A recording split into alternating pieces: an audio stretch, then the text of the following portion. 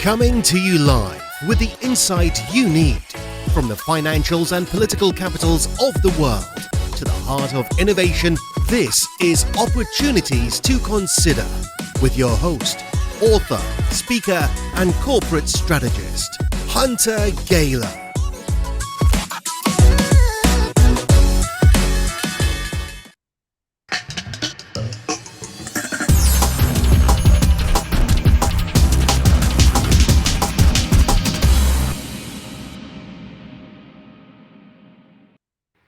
Hello, everyone, and welcome to another edition of the March Madness Market Update. And I am very excited to bring back a very close colleague of mine. I'm a huge fan of his company. I told you that from the moment we started following this company, it is massively undervalued. The stuff that they're doing from just, and people that know me from a market perspective know that I'm a lover of history. And we went back and we talked with this company, and this is Dais, their company symbol, which I'm putting in the lower thirds right now. I'm going to bring you the CEO, Tim of DYLT. That's Dais Corp. The website's still the same. Tim, thanks for joining us again on another episode of Market Hunters. This is our market update. We're going to be talking to you about everything that's going on. So, Tim, thank you for joining us again on the Market Hunters platform. Well, thank you for the opportunity. I really appreciate it. And as you and I talked offline, one of the biggest things for Dais is the awareness, because we have incredible history, a wonderful future, and people just don't know we exist. So we appreciate all the help you're giving us. Well, listen, you know what? I'm a big fan of the company, obviously, not just from personal reasons, but because of a corporation, because of the innovation and everything that's going on. And as a lover of history, we went back when we first started our conversation about a month ago, when we had our first conversation. We've really had no innovation in the refrigeration space, or really air conditioning space, since Carrier. And what was it, 1932 or something like that? I don't remember the exact. 1902. What was it? 1902. Willis Carrier. 1902. Yeah. So there you go. So now we're at now, and we see a lot of stuff going on. And I think the average person out there that's watching us or tuning in live to a lot of our segments, you know, they hear things like HVAC, and they hear things about water purification, and they hear things, you know, in the news with, you know, these big massive events that have occurred, like Flint, Michigan, or, you know, the thing that just happened in East Palestine, which was very unfortunate. But, you know, nonetheless, you're here. We're joined here by you live. We're talking about a lot of the innovation that's going on. What I want to talk about is the last time that you were on our program, we were talking about PFAS. And one of the things we were talking about PFAS was specifically on artificial turf, which we see in all of the, you know, and really we were talking about it. I didn't realize how much artificial turf was out there. I mean, this is tremendous, not just stadiums, but schools and, you know, playgrounds and everything where we're exposed to these forever chemicals. So, you know, I want to talk about that a little bit today, but we're also joined with a special guest that we have today that I want to bring into the program. His name is John Walsh, and John Walsh is actually joining us via audio. And John is the general manager of Dais. He actually comes out of the University of South Florida. He was in the Economic Development Council out of Tampa. He obviously understands municipalities. He's got a great background. So we want to bring him into the conversation a little bit as well as part of your organization to talk about Dais, where you're at and where you're going with some of these new developments. So John, do we have you? John, do we have you? John, we may not have you, but that's okay. We will figure it out. That's okay. If John joins us, we'll have him come in. But so Tim, let's go right to you on some of the innovations. We talked about the AstroTurf. Let's talk a little bit about PFAS and really some of the stuff that's coming out of the European Union. It's starting to get a lot of steam, Tim. It's getting a lot of steam. A lot of news articles I'm reading. My inbox is being inundated now with news articles coming out about PFAS and forever chemicals. So let's talk about that.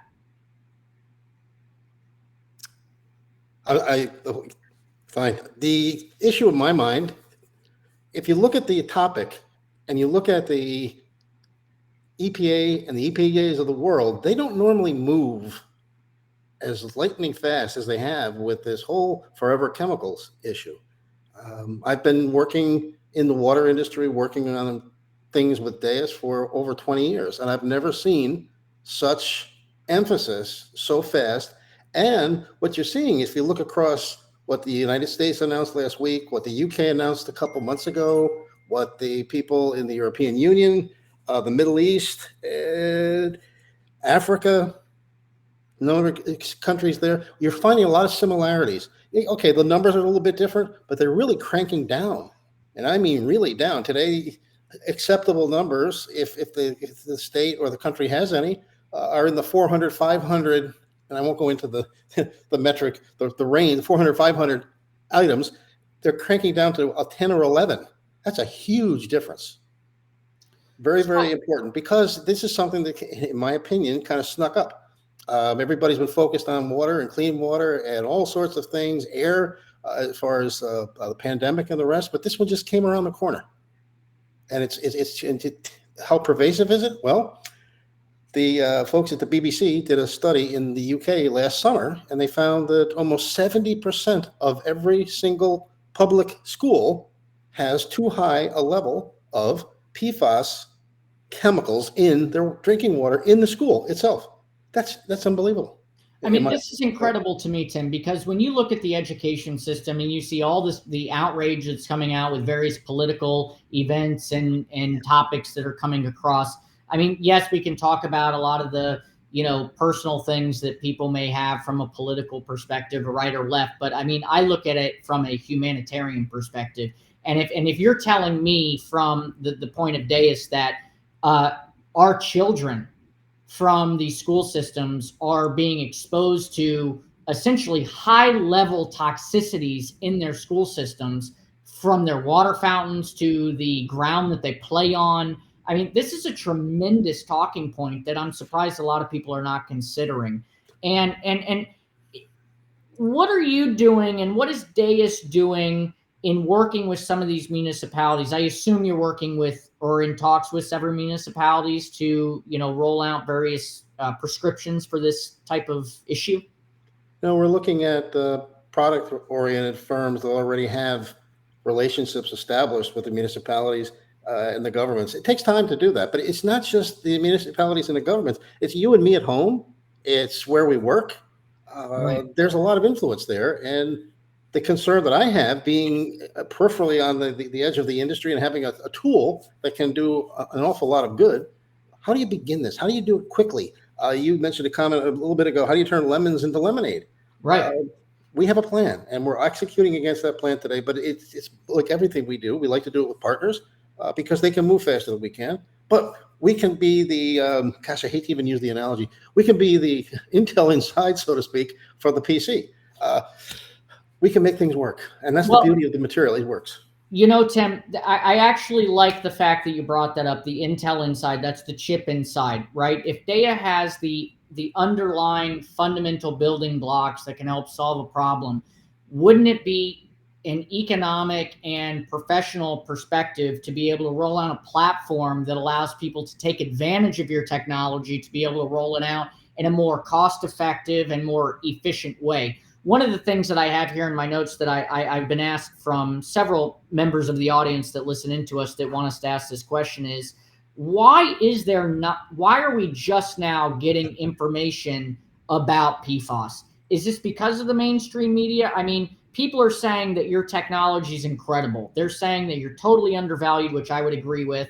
And I think the global market hunters out there would also agree with me that this is something that not just affects us personally or from a market, but I mean, Tim, this is something that affects like our lineage, our heritage. I mean, like our children, our family members. Talk to me a little bit about where your company stands on that perspective. That's why this is such an important issue for us. It's not the biggest bunch of do-gooders. Yeah, we are in a lot of ways, but at the same time, we have a task, and that is to return healthy profits to our shareholders, our stakeholders. And there's a great opportunity because you mentioned the term it snuck up on us. Yes, it did. A lot of it had to do with technology too. People didn't really check things to parts per trillion.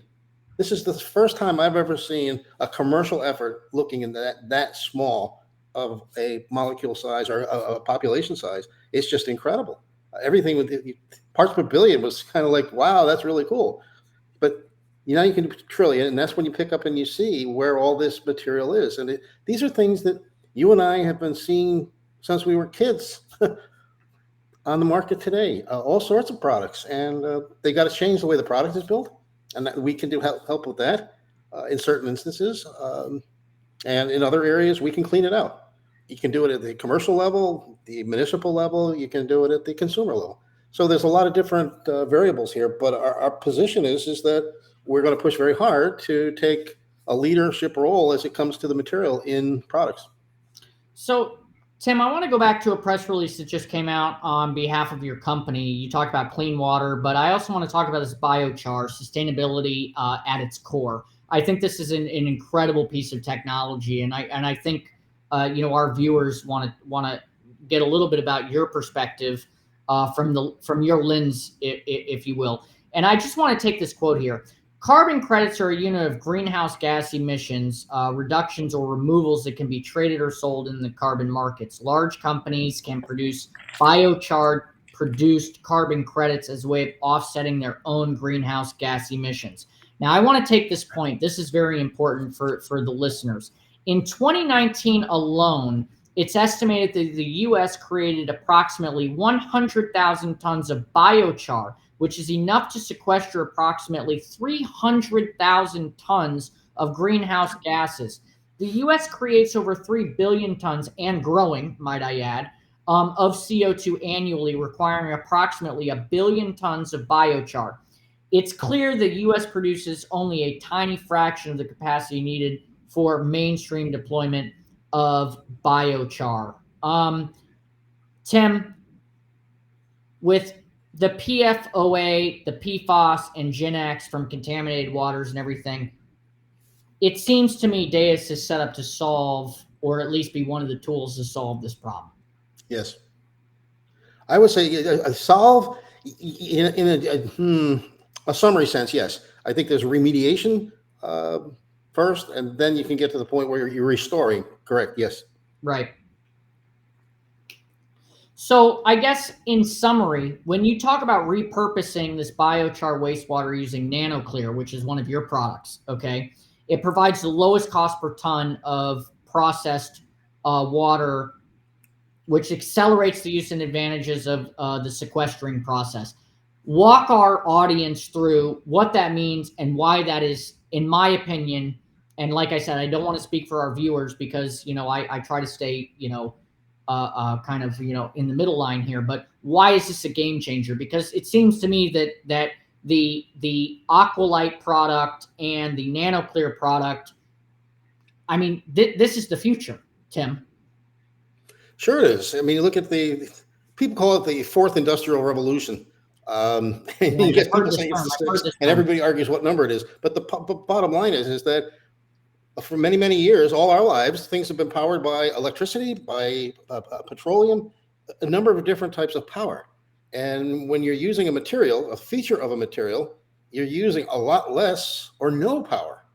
So the efficiency of the advanced material-based products is much higher just right off the bat. And then you take into consideration tertiary savings. For instance, you're not creating as much CO2. You have more benefits. There are better features associated with the product that it's in. Kind of in the abstract in some sense, but the bottom line is that yes, that's the way the world is going. And fortunately, we've developed a material that has, we call it limited by your imagination, number of applications. So Tim, when we talk about plastics and we talk about these forever chemicals, I mean, when it applies to the average individual, let's just call it the athlete, and we go to the grocery store and we pull a plastic bottle of water out, and we're drinking out of a plastic bottle of water or a bottle of water. Are we still experiencing the effects that PFOS has, these forever chemicals in these plastic materials? Are we going to be reinventing plastics? I mean, walk through me some of the consumer aspects of this. And I know you're laughing because I know I'm not the engineer. I'm just the reporter here. But I mean, it seems to me that this is a major opportunity to create irrevocable change in industry when it comes to purification, water, the way we, I mean, and granted, you and I have talked before, and people can go back, and I would encourage all of our listeners to go back and watch some of our interviews. Our last interview we did with Tim has now gotten several thousand views on YouTube. We've got over 10,000 impressions on Twitter for our last conversation with Dais talking about this, because people are concerned about, water and purification and the way that, industry is going. But what about when we talk about, we're drinking out of plastic bottles of water and recycling and all of this? Just break it down for us, Tim. I really break it down for us. You have plastics that are used as a transport mechanism. You'll talk about bottles. I think people and companies that produce bottles today, they've gotten away from most of the real bad types of plastic, and people are focusing more on recycling. Yes, there are some companies and some places in the world where they're using the same plastics that aren't good for you. You shouldn't use them more than one time, and people reuse them. But that's the downside of plastic. The upside of it is you've got a material that we have, and yes, it is a plastic, but it degrades over time, and not a lot of time, couple months to a year. Once it's thrown away, it doesn't do any damage to anything. So there are different ways of looking at plastic is my first point. The second thing is that the efficacy of the bottle is, okay, it holds liquid. Here's a bottle right here. Okay? It holds liquid. Right. There you go. Fantastic. We not only do that, but we have another dimension to this material, and we manage things and we create features within that difference. And so now you've got a plastic that not only has the functionality of transporting water, but now it does other things. And in this case, it replaces pumps, motors, things that draw energy, things that aren't that efficient, things that break. The first thing people say when you mention HVAC, if they don't know what the term is, their eyes roll and they go, "Oh, it's so expensive." That's what people think about it. It's expensive. They don't think about what it does. Okay, it heats and it cools. Yeah, okay, but there are other things it can do for you, and that's where you see the beauty of this is. So now you have holding water, you have it doing other things, but now in addition to the other things that you're accustomed to today, features of an air conditioning system, you can apply greater functionality to that same system, so you benefit all the way around, and it's less expensive, and you're not causing a lot of trouble with the environment. So I just want to bring in, I just want to see if John is back with us. John, are you back with us? I just want to see if you're back with us. John, can you hear us? Yeah, can you hear me now? Because I was able to hop back on. Hey, look at John. We hear you great. This is a perfect. We're not going to endorse Verizon, but we can hear you now. Okay. All right. I must have hit a bad spot while I was driving. Sorry about that. No worries. So we just wanted to bring you in, John. This is John Walsh. John Walsh is the general manager of Dais. As I had said in the beginning of the program, comes out of the University of South Florida, was very heavily involved in the Economic Development Commission out of Tampa, obviously has known Dais for many, many years now. John, I just want to ask you a couple of questions. You've heard some of the conversations that we're talking about. Obviously, you're passionate about the company. You work for the company. So, we won't hold that against you. Wink, wink, nod, nod. But I just want to talk about PFAS, and I want to talk about the overall of the Aqualite, the nanotechnology. What drew you to Dais? Why are you a big fan of Dais? Why are you working with Dais? We want to get it from the inside scoop here before I ask the next line of questioning. Well, the thing that drew me mostly to Dais are the people. Both Tim and our chief technology officer and our the chief engineer are tremendous people, and their passion for doing what's right for the future is really what drew me. And the opportunity to work with a company that is got tremendous ability to grow, and being able to be a part of that is something that's important for me.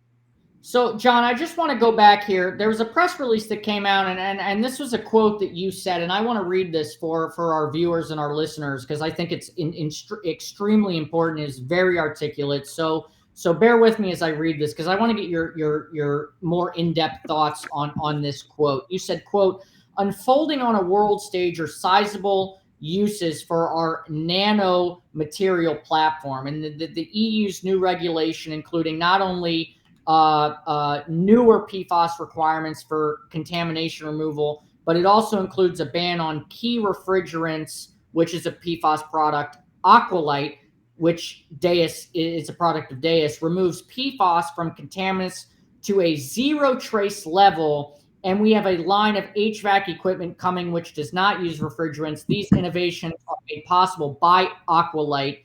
The point is the sizable production horizon for the nanomaterials is now coming into plain view, said, quote, John Walsh, general manager of Dais. Break that down for me. What led you to that quote? What's going on behind the scenes that you want really people to understand? It seems to me that this is the game-changing technology we've been looking for in purification, especially when we're going after the issues with PFAS now, which have now, based on the news articles that are coming out, created a global newsworthy talking point. Yeah, I think Tim hit on something earlier when he said that Aqualite sparks your imagination in such a way that the uses of it are limited by your imagination. And I think what we've been able to do is really begin to focus and start looking at those uses and applications that are going to be most impactful. So the PFAS, of course, and the water issue is huge on everybody's mind. It's something that everybody at the company is behind. If we're able to reinvent the HVAC industry in a way that allows us to do exactly the things we can do today without using harmful chemicals, that's just a big win for all of us, right? Not just us at the company, but all of us that live on the planet. So that's what I'm focusing on and looking at in the way in which I'm seeing how things are unfolding with the Aqualite product. We could be distracted by a lot of different things, but once we start focusing on those things that are most important, it really gets you energized. Well, John, and just parallel, having a parallel comment off of that, which I agree with you. I've been following this company now for some time and have had many conversations with Tim. And I mean, we're looking at the Aqualite product, the NanoClear product, the Conserve ERV product, the Polycool product. These are incredible technologies that are coming out of Dais. What's your message to the investor? What's your message to kind of the marketplace when they're looking at Dais? I mean, obviously innovations are happening on a daily basis. What's your message or your quote forward-looking statement, if you will, if we could say that? What is your message out to the viewing audience? Well, I think in many cases, a lot of people look at all of those different applications that you just described and are wondering, well, which one is the focus, right? Well, that's what we're doing. We're beginning to focus. We know all of these things have worked. We understand the product and Aqualite and its features. Now we're beginning to focus on each one of those individually and coming up with a strategic outlook for every one of them. So we're not confusing each of them. We're going to have a clear path going forward in each one of those market segments. Yeah, I think that's an excellent articulation of that, John. So thank you so much. Tim, I want to go back to you real quick with a question. The flexibility of the company's advanced nanomaterials lends itself to covering a wide swath of uses. We've talked about so many different applications here. What do you see the most demanded use case for some of Dais's products are right now in the marketplace?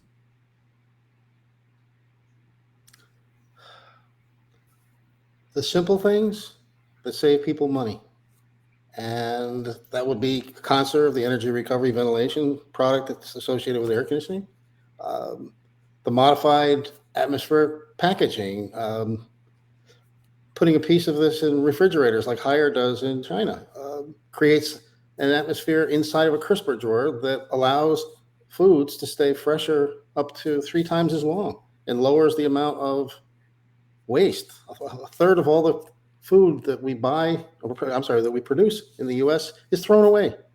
Yeah. We want to bring that number down because it's not only the saving of the money piece of it, it's the tertiary, the behind the scenes environmental impact. For instance, I read a number this morning that just boggles my mind. 1 pound of hamburger emits or creates over 600 pounds of CO2. Incredible. It's amazing. We can't keep living like this. We know that. So to restore the ecosystem, so to answer your question directly again, it's simple things that work, demonstratably work. And that's the beauty of the material. We say it all the time. It just works. And Well, that's wonderful. And that really is our hashtag, right? Dais quote, it just works. And I just want to, I want to say this in closing, Tim, for today's segment. Recently, the European Union introduced new rules for implementation regarding the discontinuing of the use of products made with PFAS. Okay. We've talked about this before in some of our other segments. This is the forever chemicals. But what I want our viewing audience to understand, and John, maybe we'll get you to weigh in here in a second, but the chemicals have been used in, quote, tens of thousands of products, cars, foods, textiles, medical gear, windmills, refrigerant, gases for HVAC and refrigeration due to their long-term resistance to extreme temperatures and corrosion. That alone, and I want to make this clarifying statement, because of these very stringent rules in the cleanup for EU regulation, and that's before we even talk about the US market, okay, the impact of that refrigerant ban just on the HVAC industry, which you just spoke about, right, is $26.3 billion. So I want to put that for the Market Hunters viewing audience. And if you're just tuning in now, we're speaking with Tim, who's the CEO of Dais. We've got the general manager, John Walsh, who's also joining us. This is a $26.3 billion market opportunity that I don't see anyone else tackling except for you, Tim. Well, thank you for that. But John's really doing the work, and the people who work for him, I just kind of get in the way and cause trouble. No, kidding aside, attempted kidding aside, it's a huge issue. But you talk about that's $1 billion market. You look at $26.3 billion market, Tim. Yes, but the point is that you look at the application and the market sizes, and they're all changing, looking for more stringent things. And thank God we fall into those parameters. But by the Department of Commerce's view, along with what we fed them and we pull out of industry, we see the market being just under $750 billion a year, and it's growing. Yeah, I mean, it's tremendous to me, Tim. And I think for John, what's your comments on that? Obviously, you're on the ground floor. You're working with a lot of the engineers. You're doing a lot of this innovation. You're leading a lot of this innovation. Walk us through. Walk us through your perspective on this, John. I think one of the things that hit me pretty quickly after I came to Dais was a lot of the things we were working on are so ubiquitous today. And it's hard to, because it's not extremely sexy, right? The numbers that you bring up are very good, but when you talk about HVAC and some of the other things, it's not as sexy as some of the other innovations that are going on out there. So we need to create that message that really tells the story that this is a way in which we're going to change how things are done going forward in many different ways. It's just it's a very exciting time for me. Well, one of the big things I want to put on this is a little factoid, right? Investors are managing about $8 trillion in assets in December. They wrote to 54 EU companies urging them to phase out the use of PFAS, right? This is a real piece of information that I want our people to understand and our listeners to understand. The annual health cost from exposure to PFAS in the EU has been estimated to be anywhere from 52 billion to 84 billion euros. That's about 55 billion to 90 billion US dollars. The regulatory actions highlight the importance of the company's work with a large multinational conglomerate, which we cannot mention, but you're obviously working with them. No refrigerant gases are required. This is a major deal, Tim. Talk to me about this, and John, if you want to add in, please, I'd love to get your thoughts on this. This is a major statement. It is. I mean, the industry is housed around refrigerants, and they're going away. They have to go away. As the EU has pointed out, they are PFAS containing materials. They have to stop. So we can step in. We use the material, a little bit of water, and some vacuum, and we make it work. People talk about this all the time, but they're still building this, building that. We don't have a commercial product yet. We're working on it, but if you want to see it functioning, we can get you a video. It works. It's here. We have one in our office, and it's worked for well over 11 years. Yeah. So I mean, that right there explains it. The features of its nanotechnology platform enable a change to the architecture, features, and functions of each. oh, excuse me a second, Hunter. You said something there that's really, really, really important. What Yeah, Willis Carrier let's did cover in that. Go ahead. 1902 is he came up with a way to do things, and people have improved on it, and it works. And I don't want to say, it's terrible. We can replace it, blah, blah, blah. No, it really does a good job, but we can do it better, and we can make it less expensive, and we can make it more comfortable. That's the message. Well, so Tim, obviously it's a great message, and we're going to be following this company along. We're coming to the end of the program, and so I just want to once again reiterate my thanks of you joining us. John, any last comments that you'd like to say on behalf of the company, or anything that you're working on that you want the viewing audience to maybe take as little little segments or little talking points you'd like to leave with the audience? I'm thinking, I've known this company for over 20 years and came on board just, like I said, about 20 months ago. And every time I visited the company or talked to the people here over those 20 years, I left with more ideas than what we talked about. Because, like Tim says, you're limited by your imagination when it comes to a lot of this. There are so many different things that everybody walks away with, saying, hey, maybe you can do this, maybe you can do that, maybe you can do this. And it's like, well, no, I know we can do those things, but it's a question of time and being able to have the capacity to focus on it. So for everybody out there, it's one of the most exciting things that I've ever been involved with. And I just really look forward to the next few years.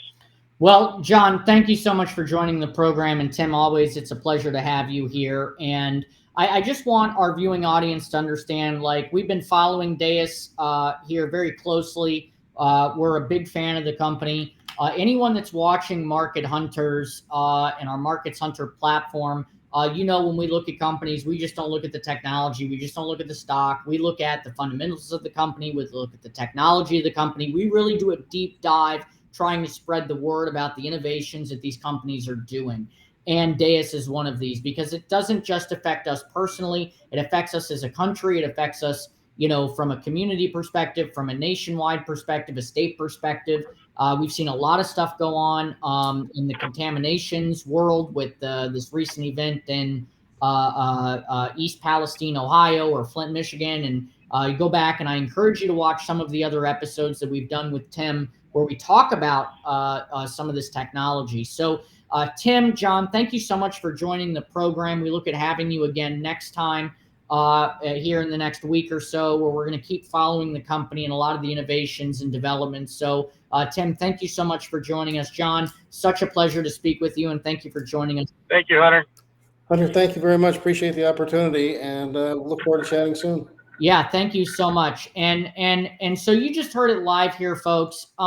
This is what we do on Market Hunters. We bring you the real conversations from the CEOs and leaders of industry that are pushing the industries forward. So we make sure you like, subscribe, follow. If you heard anything today in the interview that really sparked your imagination and you want to share with your colleagues, make sure you send this link out. This will be live airing right after this segment. It'll be on LinkedIn, Twitter, Facebook, Instagram. It'll be all over the place. And look, people are already demanding that we want it out there. So, I mean, they're already calling, ready for this. So it's great. Make sure you like, subscribe, follow us on Twitter, LinkedIn, Facebook, as I said before. All of the bios, any of the information from Tim or his company, it's going to be below. I've put him in the lower thirds here. You'll see his name. The stock symbol is DLYT. It's Dais Corp. You can also visit their website. The links will be included for all of the programming that goes on from here. And we'll also be dropping a couple of Spotify episodes where we have some industry analysts, former chemical analysts from Goldman Sachs, and some big Wall Street people that are going to be covering this as well, that are following the stock, that are very bullish about it. So look, at the end of the day, our job is to bring you the market. This is what we want to do. We want to bring you the real conversations happening to you every day live. And that's why you subscribe to Markets Hunter. And so we appreciate you, and we look forward to seeing you again next time right here live on Markets Hunter. Be well. Till next time.